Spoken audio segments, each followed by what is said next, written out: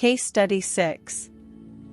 Only the most complete and intense use of the law of assumption could have produced such results in this extreme situation. 4 years ago, a friend of our family asked that I talk with his 28-year-old son, who was not expected to live.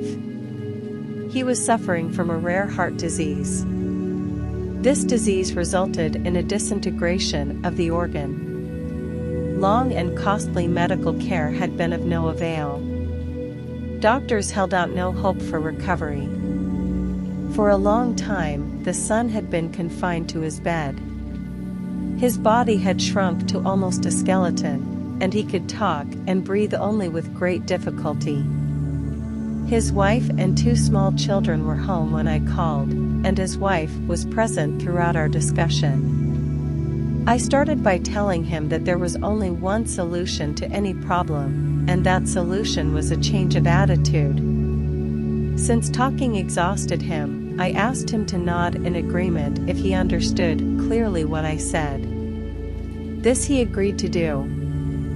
I described the facts underlying the law of consciousness, in fact that consciousness was the only reality. I told him that the way to change any condition was to change his state of consciousness concerning it. As a specific aid in helping him to assume the feeling of already being well, I suggested that in imagination, he see the doctor's face expressing incredulous amazement in finding him recovered, contrary to all reason, from the last stages of an incurable disease, that he see him double-checking in his examination and hear him saying over and over, "It's a miracle, it's a miracle." He not only understood all this clearly, but he believed it implicitly. He promised that he would faithfully follow this procedure. His wife, who had been listening intently, assured me that she, too, would diligently use the law of assumption and her imagination in the same way as her husband. The following day I sailed for New York, all this taking place during a winter vacation in the tropics. Several months later, I received a letter saying the son had made a miraculous recovery. On my next visit, I met him in person.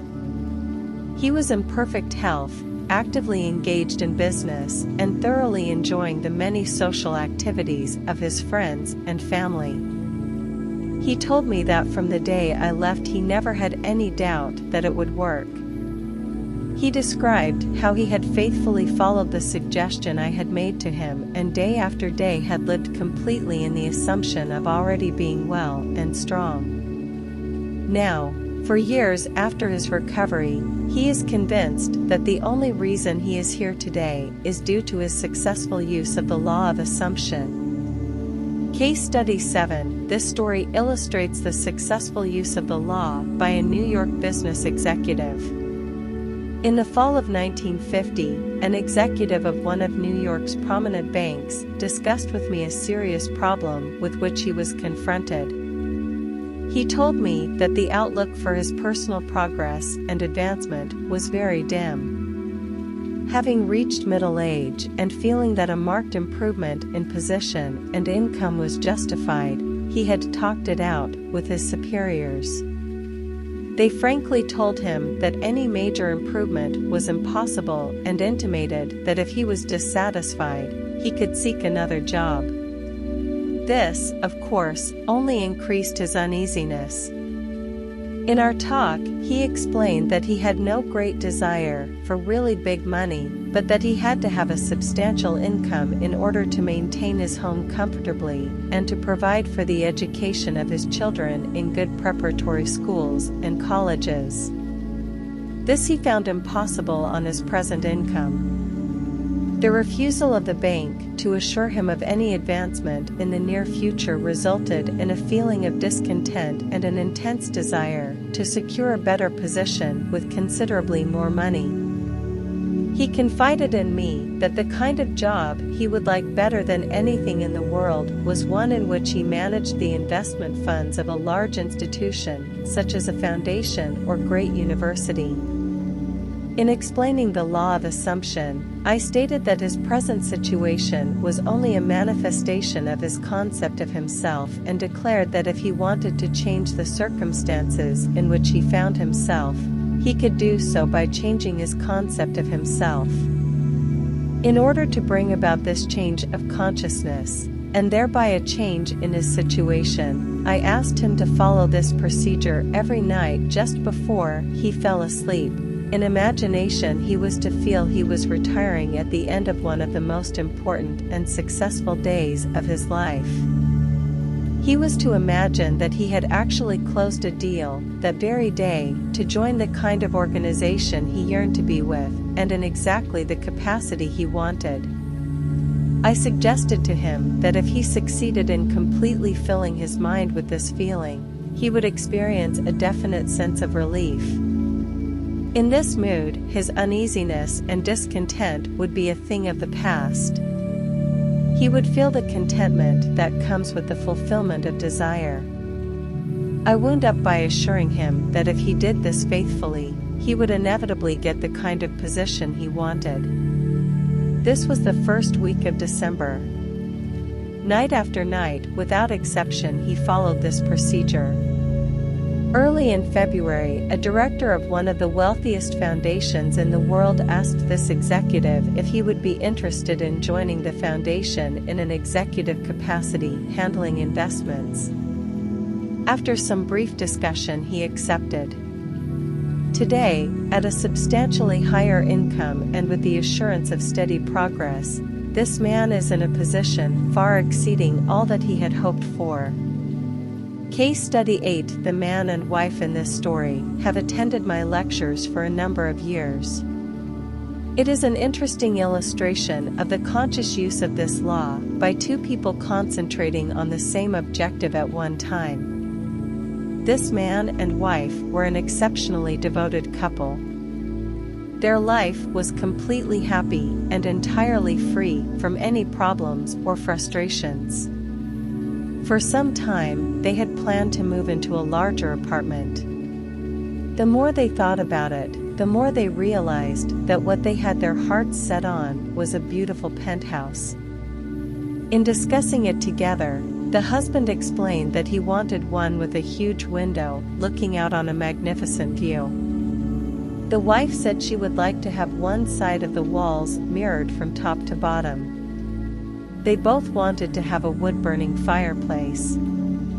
It was a must that the apartment be in New York City.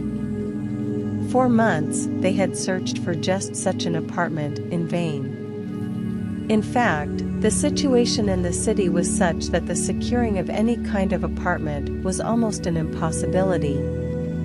They were so scarce that not only were there waiting lists for them, but all sorts of special deals including premiums, the buying of furniture, etc., were involved. New apartments were being leased long before they were completed, many being rented from the blueprints of the building. Early in the spring, after months of fruitless seeking, they finally located one which they seriously considered. It was a penthouse apartment in a building just being completed on Upper Fifth Avenue, facing Central Park.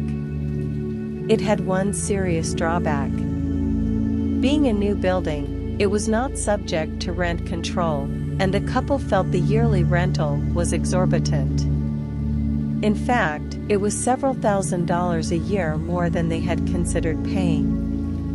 During the spring months of March and April, they continued looking at various penthouses throughout the city, but they always came back to this one. Finally, they decided to increase the amount they would pay substantially and made a proposition which the agent for the building agreed to forward to the owners for consideration. It was at this point, without discussing it with each other, each determined to apply the law of assumption. It was not until later that each learned what the other had done. Night after night, they both fell asleep in imagination in the apartment they were considering. The husband, lying with his eyes closed, would imagine that his bedroom windows were overlooking the park. He would imagine going to the window the first thing in the morning and enjoying the view. He felt himself sitting on the terrace overlooking the park, having cocktails with his wife and friends, all thoroughly enjoying it. He filled his mind with actually feeling himself in the penthouse and on the terrace. During all this time, unknown to him, his wife was doing the same thing. Several weeks went by without any decision on the part of the owners, but they continued to imagine as they fell asleep each night that they were actually sleeping in the penthouse. One day, to their complete surprise, one of the employees in the apartment building in which they lived told them that the penthouse there was vacant. They were astonished because theirs was one of the most desirable buildings in the city with a perfect location right on Central Park. They knew there was a long waiting list of people trying to get an apartment in their building. The fact that a penthouse had unexpectedly become available was kept quiet by the management because they were not in a position to consider any applicants for it. Upon learning that it was vacant, this couple immediately made a request that it be rented to them, only to be told that this was impossible. The fact was that not only were there several people on a waiting list for a penthouse in the building, but it was actually promised to one family. Despite this, the couple had a series of meetings with the management, at the conclusion of which the apartment was theirs. The building being subject to rent control, their rental was just about what they had planned to pay when they first started looking for a penthouse. The location, the apartment itself, and the large terrace surrounding it on the south, west, and north was beyond all their expectations, and in the living room on one side is a giant window 15 feet by 8 feet with a magnificent view of Central Park. One wall is mirrored from floor to ceiling, and there is a wood-burning fireplace.